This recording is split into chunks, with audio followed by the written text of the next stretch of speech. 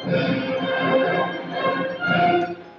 لله والصلاة والسلام على مولانا رسول الله وآله وصحبه.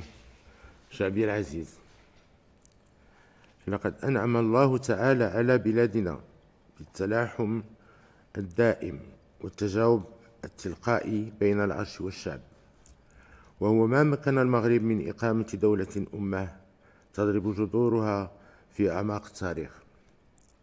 وإننا نحمده تعالى على ما أنعم به علينا من عونه وتوفيقه، حيث تمكنا من تحقيق العديد من المنجزات ومن مواجهة الصعوبات والتحديات. والسلام على أشرف المرسلين. اليوم كان الخطاب الملكي الشريف اللي ركز في جلالة الملك على ضرورة احترام قيم الوطنة والجدية في بناء الوطن والدفاع عن مصالحه العليا، كما ركز على استمرار المشروع التنموي لخدمة قضايا المواطنين.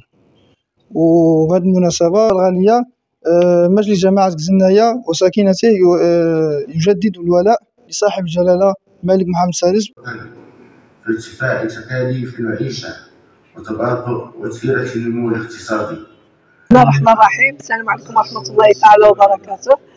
بمناسبة الذكرى المجيدة لطرف صاحب الجلالة الملك محمد السادس على عرش أسلافه الكرام، اليوم جماعة كزنايا تشرفنا بالحضور مراسم الخطاب الملكي اللي وجهوا لنا صاحب الجلالة الشعب المغربي.